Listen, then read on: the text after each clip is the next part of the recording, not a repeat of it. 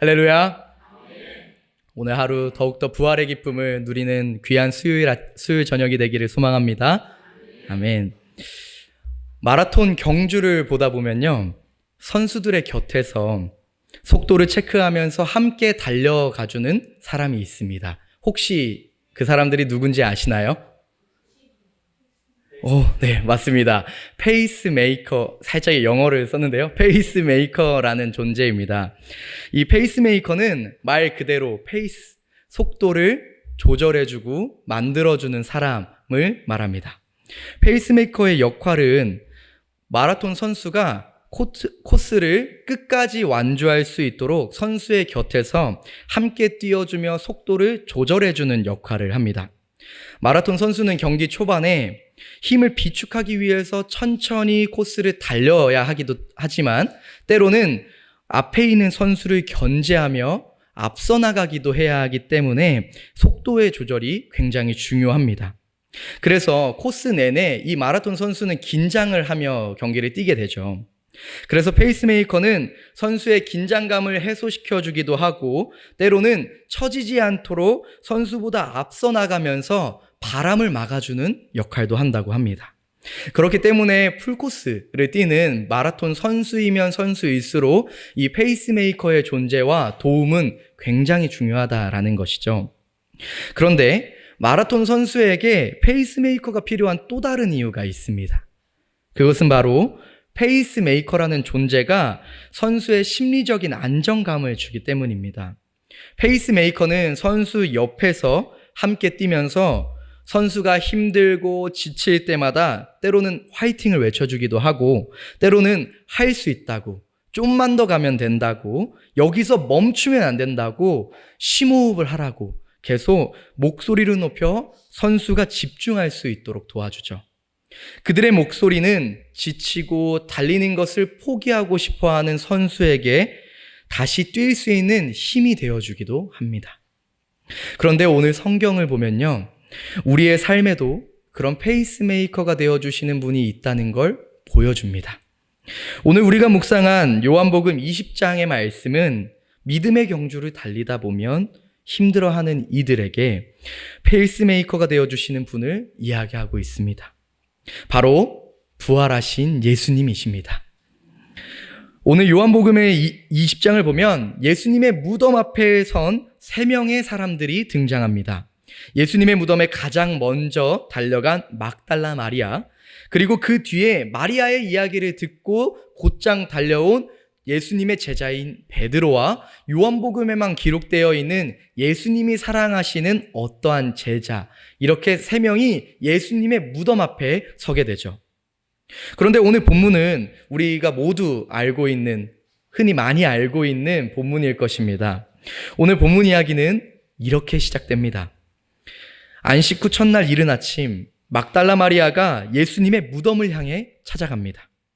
여기서 막달라 마리아는 누가복음 8장 2절에 등장하는 예수님께서 7귀신을 쫓아내준 여인, 예수님의 말씀을 듣고 구원을 얻게 된 여인을 의미합니다. 막달라 마리아는 사복음서 모든 곳에서 동일하게 예수님의 무덤에 먼저 간 첫 증인으로 증언되고 있죠. 오늘 본문에는 기록되어 있지는 않지만 이 막달라 마리아가 예수님의 무덤을 향했던 이유는 오늘 본문과 동일한 사건을 기록한 누가복음 24장을 보면 알 수 있습니다. 그 이유는 아마도 예수님의 시신의 부패를 막기 위해 향품을 바르기 위해서였죠. 그런데 놀랍게도 마리아가 무덤에 도착했을 때 이미 예수님의 무덤의 문이 활짝 열려져 있었고 예수님의 시신은 온데간데 없이 사라져버렸습니다. 이를 보고 놀란 마리아는 곧장 예수님의 제자들에게 향하죠. 그리고 예수님의 시신이 없다고 이야기합니다. 그러자 그 이야기를 들은 예수님의 제자 중 베드로와 예수님이 사랑하시는 다른 제자라고 하는 이 제자가 곧장 예수님의 무덤으로 향합니다. 그리고 이들은 정말 마리아의 말대로 예수님의 시신이 없는 것을 눈으로 확인하게 되죠. 예수님의 시신은 온데간데 없이 사라지고 그 무덤 안에는 시신을 쌌던 세마포만 남겨져 있습니다. 그런데 예수님의 무덤 앞에 섰던 이 세 사람에게는 오늘 공통점이 있습니다. 오늘 본문 말씀의 9절 말씀은 그 공통점을 말해주고 있는데요. 우리 함께 9절 말씀을 함께 읽겠습니다. 그들은 성경에 그가 죽은 자 가운데서 다시 살아나야 하리라 하신 말씀을 아직 알지 못하더라. 아멘. 그들은 예수님의 시신이 없어진 것을 눈으로 보았지만 그것이 예수님의 부활의 증거라는 것을 알지 못했습니다. 그들은 그저 예수님의 시신이 사라졌다는 사실에 당황해하며 두려움을 느낄 뿐이었죠. 마리아는 그 자리에서 주저앉아 눈물을 흘리며 낙심하기 시작했고 두 제자는 이 일을 이상하게 여기며 오늘 자기 집으로 돌아갔다고 기록하고 있습니다. 그런데 바로 그 순간에 누군가의 등장으로 오늘 본문 말씀의 분위기는 확 전환이 됩니다. 바로 부활하신 예수님이 그들을 찾아오셨던 것입니다. 먼저 빈 무덤을 눈으로 확인했지만 그 의미를 제대로 깨닫지 못했던, 그리고 땅만 보며 울고 있던 이 마리아에게 오늘 예수님이 먼저 다가와 말할 것입니다. 그런데 여전히 마리아는 예수님을 보았다 하지만 예수님이라는 사실을 깨닫지 못했습니다. 우리 같이 14절 말씀을 함께 읽겠습니다.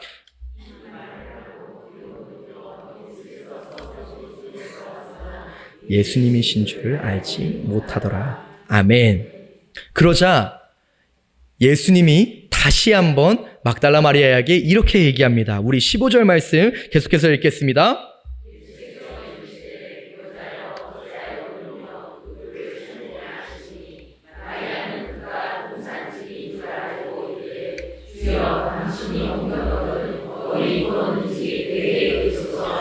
그리하면 내가 가져가리이다. 아멘. 예수님께서 이번엔 또 마리아를 부르십니다. 마리아야, 왜 우느냐? 너는 누구를 찾는 것이냐? 하고 마리아에게 물으셨지만 여전히 마리아는 앞에 서 계신 분이 예수님이신 줄을 알지 못했습니다. 마리아는 그저 무덤을 관리하는 동산 관리자인 줄을 알고 예수님의 시신이 어디 있는지 물어볼 뿐이었죠.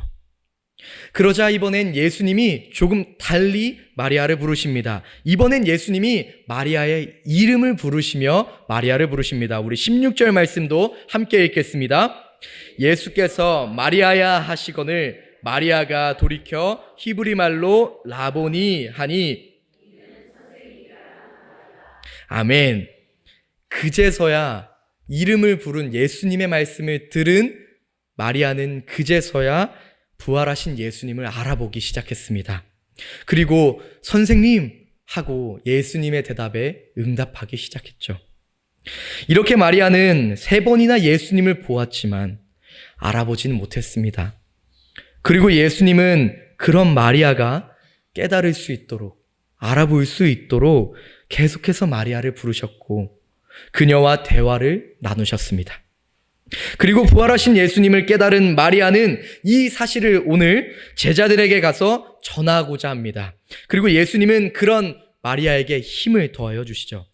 낙담하고 울기만 하던 마리아는 부활하신 예수님을 만나고 새로운 목표를 향해 다시 달려나간 것입니다. 그런데 오늘 예수님은 여기서 멈추지 않으셨습니다.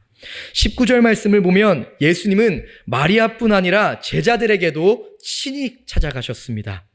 당시 예수님의 제자들은 흔히 말하는 공개 수배자들이었습니다. 예수님을 믿는 사람들은 감옥에 갇히기도 하고 예수님을 믿는 사람들은 그 자리에서 돌을 맞아 죽기도 했죠.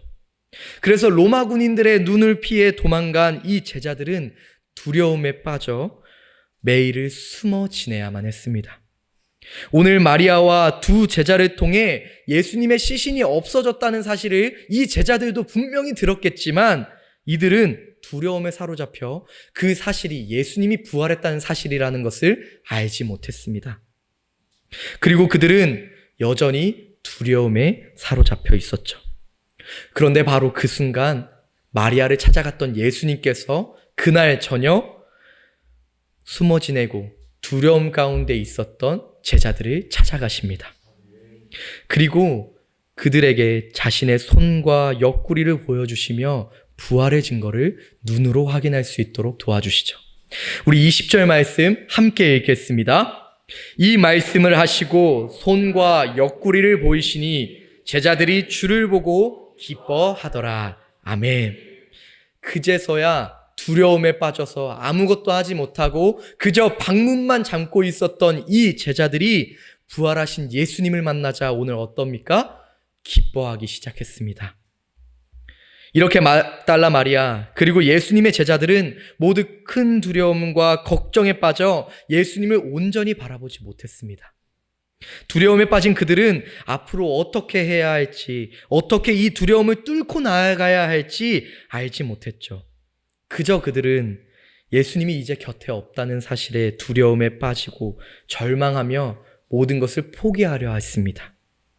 바로 그때 오늘 예수님께서 그저 슬픔과 두려움에 빠져있던 마리아와 제자들에게 직접 친히 찾아오셨습니다.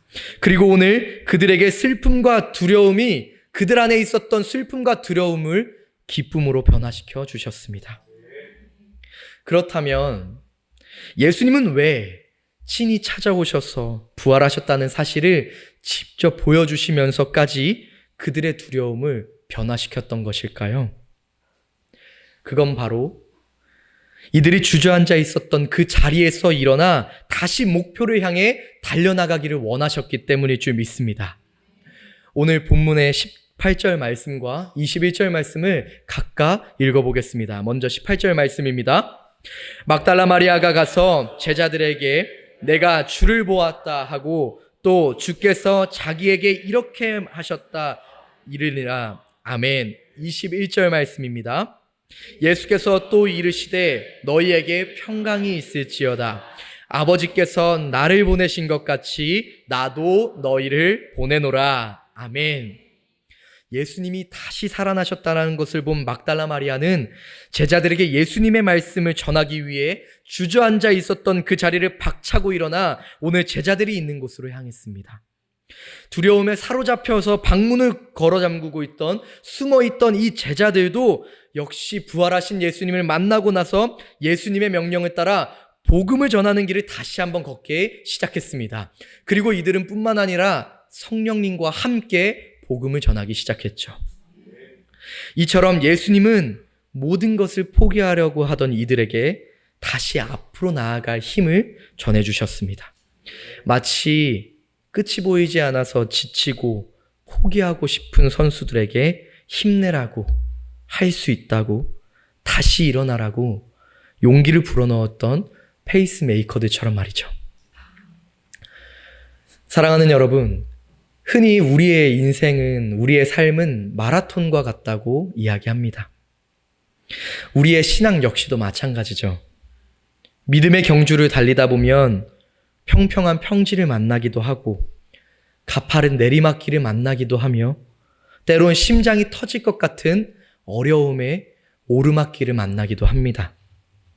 그래서 때론 열심히 앞만 보며 달려가다 보면 여기가 어딘지, 제대로 된 방향으로 달리고 있는지, 내가 처음 생각한 곳으로는 잘 가고 있는지 막막한 순간을 마주할 때도 있는 것 같습니다.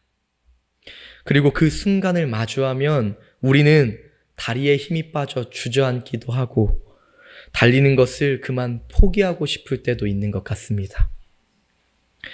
그런데 그렇게 다 포기하고 다시는 일어나고 싶지 않은 그 순간이 찾아왔을 때 보이지 않아도 늘 내 곁에 함께 걸어가 주시는 예수님이 계실 줄 믿습니다.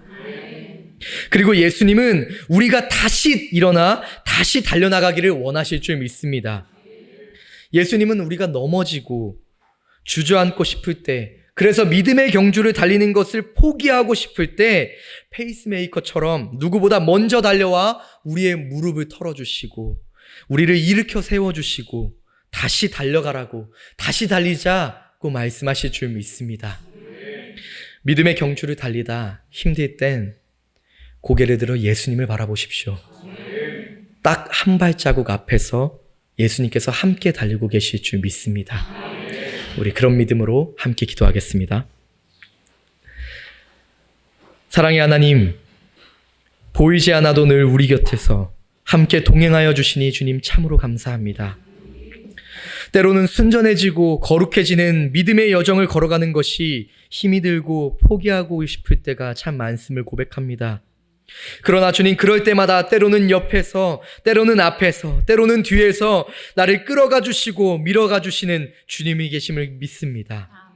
매 순간 고개를 들어 주님을 바라볼 수 있는 믿음이 우리 안에 있기를 원합니다. 한 발자국 앞에서 모진 바람을 막아주시고 나아갈 방향을 가르쳐 주시는 예수님의 발자취를 따라가는 저와 우리 온 교회의 모든 성도들이 될 수 있도록 주님 인도하여 주시옵소서. 그래서 예수님과 함께하는 그 믿음의 여정을 다시 한번 힘차게 걸어나갈 수 있는 오늘 하루, 오늘 한 주, 이번 한 주가 될 수 있도록 주님 인도하여 주시옵소서. 감사드리며 이 모든 말씀 예수님의 이름으로 기도합니다. 아멘.